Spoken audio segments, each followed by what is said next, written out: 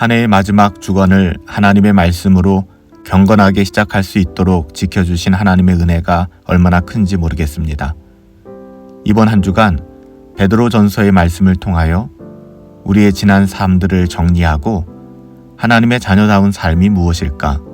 하나님의 자녀로서의 삶에 관한 하나님의 메시지를 듣고 또한 우리의 삶을 돌이켜 하나님의 말씀으로 새롭게 기경할 수 있는 은혜가 있게 되기를 예수님의 이름으로 축복합니다. 오늘은 베드로전서 1장 말씀인데요. 베드로전서 1장 말씀을 가지고 나그네의 인생이라는 제목으로 하나님의 말씀을 함께 상고하도록 하겠습니다. 사도 베드로는 이 서신을 현재 터키 지방에 흩어져 사는 그리스도인들에게 보냈는데요. 그들을 뭐라고 이야기하고 있죠? 그들을 향하여 나그네다 라고 부르고 있어요. 이것은 이중적인 의미를 가지고 있습니다. 1절 말씀에 보시면 예수 그리스도의 사도 베드로는 본도, 갈라디아, 갑바도기아, 아시아와 비두니아에 흩어진 나그네, 터키 지역에 사는 사람들을 이야기하는 것이죠. 하나님의 자녀들, 그곳에 흩어져 살아가고 있는 하나님의 자녀들을 향하여 나그네다 라고 이야기하고 있습니다. 하나님의 자녀들 그리스도인은 본질적으로 나그네라고 하는 것이죠. 사도 베드로가 바라보는 그리스도인의 정체성은 나그네입니다. 우리 또한 다르지 않죠. 우리는 목적지를 향하여 나아가는 순례자요 나그네라고 이야기를 하고 있는 것입니다. 여러분, 우리가 인생을 살아갈 때 우리는 목적지를 향하여 나아가는 순례자요 나그네라는 생각을 가지게 된다면 잠시 지나가는 환경을 넉넉히 감당할 수 있게 될 거예요. 그게 은혜거든요. 이 또한 지나가게 될 것이고 우리가 겪고 살아가는 이 땅의 모든 것이 영원하지 않을 것이라 우리는 나그네이기 때문에 우리는 그래서 이 땅의 모든 것들을 그 어떤 환경과 상황도 넉넉히 감당해낼 수 있게 되는 것이죠. 그리스도인은 하나님 아버지께서 미리 아신 자예요. 성령의 거룩하게 하심으로 순종에 이르게 한 사람들이고요. 예수 그리스도의 피뿌림을 얻기 위하여 택함을 입은 사람들이다 라고 2절에 말씀하고 있잖아요. 여러분, 이게 무슨 뜻일까요? 그래서 나그네라는 말이 이중적인 의미를 가진다라고 말씀드린 거예요. 세상에서는 잠시 왔다가 지나가는 사람들이지만 여러분, 우리 나그네라고 하는 것이 그렇게 비참하고 누추한 존재가 아니라는 것이죠. 이들은 실제로 이 땅에서는 나그네의 삶을 살아갈지는 모르겠지만 엄청나고 영광스러운 하나님 아버지의 자녀들이다라는 것을 사도 베드로는 강조하고 있는 거예요. 이 놀라운 대조를 깨닫게 되었을 때 아마 터키 지역에 흩어져 살아가고 있던 그리스도인들, 또 베드로전서를 읽던 많은 사람들이 하나님의 은혜의 어떠함에 대해서 깊이 깨달을 수 있게 될 거예요. 아, 우리는 이 땅에서의 삶이 나그네와 같지만 하늘 소망을 가지고 우리가 거하게 될 하나님의 나라, 그리고 하나님의 자녀의 그 영광스러운 부르심이 어떤 것인가를 깨닫게 될 때 진짜 놀라운 은혜 가운데 들어가지 않겠습니까? 비록 우리는 이 땅을 나그네로 살아가지만 사도 베드로는 하나님의 자녀들에게 사한 소망을 주시고 썩지 않고 더럽지 않고 쇠하지 않는 유업, 곧 하늘에 간직한 모든 것들을 예비하여 주신 하나님께 함께 찬송을 올려드리자라고 이야기하고 있는 것이죠. 나그네는 이 땅에 영원히 사는 사람이 아니에요. 당연하죠. 목적지에 대한 소망, 여러분, 이것은 순례자와 나그네가 그의 여정을 멈추지 않을 수 있는 힘을 주는 것 같아요.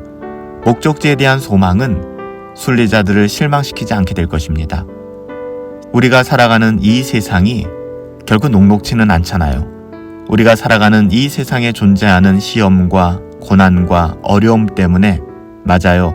잠시 근심하지 않을 수는 없지만 우리가 받은 믿음의 불로 연단해도 없어지지 않으며 주님 오실 때 칭찬과 영광과 존귀를 얻게 할 것이기 때문에 그 어떤 시험이 와도 우리는 기뻐할 수밖에 없다.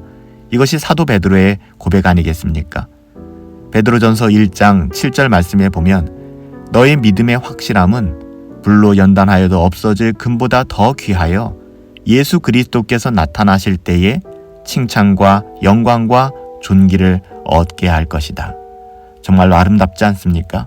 이것이 하나님의 자녀들이 맞이하는 이 세상의 삶의 고난과 어려움이 가지고 있는 의미라고 이야기하는 거예요. 여러분, 그래요. 이렇게 구원받은 하나님의 자녀들, 이런 구원을 얻은 하나님의 자녀들이 바라볼 것은 그리스도 예수께서 다시 오실 때에 재림하실 때에 가져다 주실 영광스러운 은혜라는 것이죠. 그래서 13절에 사도 베드로는 그러므로 너희 마음의 허리를 동이고 근신하여 예수 그리스도께서 나타나실 때까지 너희에게 가져다 주실 은혜를 온전히 바랄지어다 라고 얘기하는 거예요. 여러분, 한 해를 마무리하며 우리도 동일하지 않을까요? 지나온 모든 시간들을 생각해 볼 때, 돌아보았을 때 많이 힘들고 어려울 수도 있어요. 후회스럽고 낙심이 찾아올 수도 있습니다. 하지만 우리가 바라봐야 될 것은 그것이 아니에요. 하나님의 은혜를 바라보라는 것이죠. 그리스도께서 다시 오실 때 가져다 주실 영광스러운 그 은혜. 이 소망은 그리스도를 믿기 전에 우리의 어떠함을 따라 살아가던 모든 행실에서 하나님과 같이 거룩한 자가 되도록 변화시키는 능력이 여기에 있다, 이 은혜에 있다라고 말씀하고 있는 거예요. 한 해가 가기 전에 여러분을 향한 하나님의 은혜가 여러분의 삶에 가득 회복되어질 수 있었으면 좋겠어요. 그러기에 오늘 사도 베드로가 증언하고 있는 하나님의 자녀들의 삶, 나그네의 생활 양식은 세상에 보여지는 그 어떠함이 되어서는 안 된다는 겁니다. 외모가 아니라 중심을 보시는 하나님을 경외함으로 섬기는 것, 이것이 하나님의 자녀들이 살아가야 되는 삶의 태도라고 이야기하는 거예요. 오늘 본문 17절 말씀에 보시면 외모로 보지 않고 각 사람의 행위대로 심판하시는 이를 너희가 아버지라 부른즉 너희가 나그네로 있을 때를 두려움으로 지내라. 하나님을 경외함으로 그 시간을 보내야 된다라고 이야기하는 것이죠. 우리의 구원은요, 은이나 금이 아니라 흠없고 점없는 어린 양 같은 그리스도 예수의 보배로운 피로 된 것이기에 이 구원을 결코 경솔히 여겨서는 안 된다, 경홀히 여겨서는 안 된다라고 이야기하는 거예요. 그리스도께서 창세전에 미리 아신 바 되었다는 것은 구원 사역을 위하여 선택되셨다라는 말이죠. 이 말은 창세전 삼위의 하나님 사이에 맺어진 구속의 언약을 증거하고 있는 거예요. 그 그리스도께서 말세에 우리를 위하여 나타나신 바 되셨다는 것이죠. 하나님의 자녀들, 신자는 죽으신 그리스도를 살리신 하나님 아버지를 그리스도로 말미암아 믿었기 때문에 모든 믿음과 소망이 어디에 있다라고 고백하게 되죠? 하나님께 있다고 고백하게 되는 거예요. 21절 말씀에 보니까 너희는 그를 죽은 자 가운데서 살리시고 영광을 주신 하나님을 그리스도로 말미암아 믿는 자니 너희의 믿음과 소망이 하나님께 있게 하셨느니라. 우리의 소망이 어디에 있다고요? 나의 소망이 하나님께 있나이다. 이제 그리스도인은 진리를 순종함으로 영혼을 깨끗하게 하며 거짓 없이 형제를 사랑하며 끝없이 경건을 추구하며 거룩한 삶, 하나님의 자녀다운 삶을 살아갈 수 있게 되었다라고 이야기하는 거예요. 22절 말씀이죠.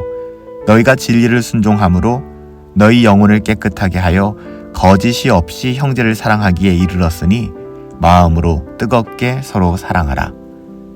영혼은 진리를 순종함으로 깨끗하게 되는 거예요. 시편 기자의 고백처럼 시편 119편 9절 말씀이죠. 청년이 무엇으로 그 행실을 깨끗하게 하리까? 주의 말씀만 지킬 따름이니이다.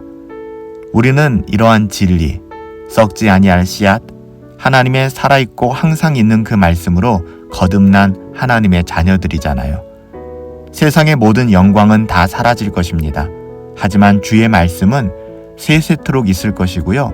이 말씀이 곧 복음 아니겠습니까? 사도 베드로는 이 땅에 나그네로 사는 하나님의 자녀들, 그리스도인들, 신자들의 신분의 영광에 대해 이야기하는 거예요. 나그네와 같다라는 것이 비참하고 남루하고 추하다라는 의미가 아니거든요. 세상에 썩어질 것에 눈멀어 그렇게 살아갈 존재가 아니라는 사실을 사도 베드로는 강조하고 있는 거예요. 하나님의 자녀들이 믿음으로 얻은 구원, 이것이 얼마나 놀랍고 감격스러운 일인지, 하나님의 말씀, 복음으로 거듭난 하나님의 자녀들은 또한 그 진리의 말씀에 순종하여 살아가야만 한다는 것이죠. 아니, 진리의 말씀에 의해서 살아가야만 한다라는 의무가 아니라 그렇게 살아낼 수 있는 하나님의 자녀다운 삶이 얼마나 거룩하고 소중한 것이고 가치 있는 것인가를 깨닫게 되기 때문에 그렇게 살아가게 된다는 거예요. 결코 구원을 가볍게 여길 수 없게 된다는 것이죠. 경홀히 여길 수 없다는 이야기가 그런 뜻이에요. 세상 어느 것과도 바꿀 수 없는 소중한 가치를 얻은 것을 알기 때문에 이것이 바로 지금 이 시대를 살아가는 우리 모두를 향한 한 해를 마무리하고 한 해의 끝자락에 서 있는 우리들에게 주시는 하나님의 말씀 아닐까요? 하나님의 권면 아닐까요? 나그네와 같은 인생입니다. 여러분, 하나님의 자녀로서 하나님의 자녀답게 우리의 삶을 해석하시고 이 땅을 복음의 가치를 가지고 살아갈 수 있게 되기를 예수님의 이름으로 축복합니다. 살아계신 아버지 하나님, 썩지 않고 쇠하지 않는 영광의 유업을 소망하는 나그네와 순례자의 영광을 알고 살아가게 하옵소서. 하나님의 자녀다운 삶에 그 영광스러움과 그 감격과 기쁨이 우리 가운데 회복되어지길 원합니다. 그리스도의 보배로운 피값으로 얻은 구원의 가치를 알게 하시고 진리를 순종함으로 거룩을 이루어가는 복된 인생 되게 하옵소서. 예수님의 이름으로 기도하옵나이다. 아멘.